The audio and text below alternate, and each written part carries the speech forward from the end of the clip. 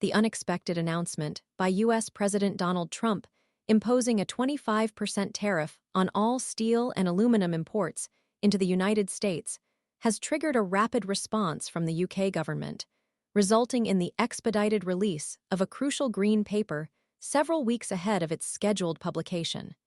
This preemptive action underscores the significant shockwaves rippling through the UK government, which is desperately striving to revitalize its. The accelerated release of the Plan for Steel Green Paper, slated for release this Sunday by Business Secretary Jonathan Reynolds, is a direct consequence of Trump's protectionist measures. In an interview with The Observer, Reynolds emphasized that even before Trump's return to the White House, the government had been committed to fortifying and expanding the UK steel industry. However, the U.S. president's actions have undeniably heightened the sense of urgency surrounding this in. Reynolds explained, "The context, both domestically and internationally, underpins the urgency we are demonstrating by advancing the publication of this strategy. This accelerated timeline reflects the government's acknowledgement of the immediate and significant threat posed by Trump's tariffs." The gravity of the situation is further underscored by Gareth Stace, Director General of UK Steel, who last week warned that the U.S. action would severely impede UK steel exports and inflict substantial damage on Britain's trade balance, a particularly concerning development amidst the growing global trend towards protectionism. The timing is especially critical given the UK's ongoing economic recovery efforts.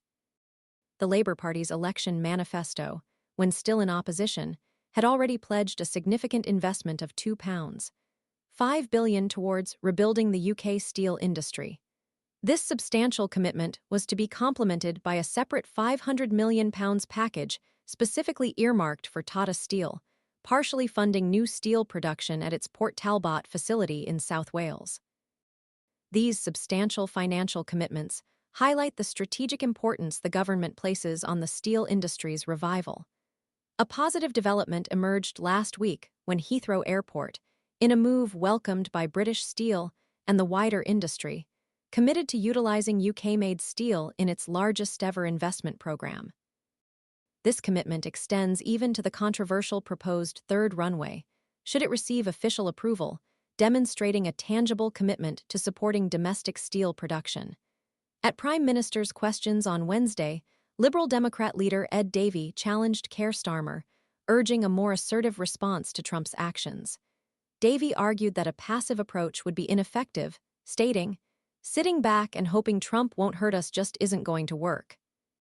He advocated for the UK to negotiate from a position of strength, emphasizing the need for a more proactive and robust strategy in the face of this significant economic challenge. The government's swift action on the Green Paper release suggests that this call for stronger action is being heeded, at least in part, through demonstrable and immediate engagement with the crisis. The long-term effects of the Trump tariffs, however, and the efficacy of the government's response remain to be seen, necessitating continued vigilance and proactive policy adjustments. The situation calls for a multifaceted approach, combining financial investment, strategic partnerships, and assertive international negotiation to safeguard the UK steel industry's future and mitigate the negative economic consequences of Trump's protectionist policies.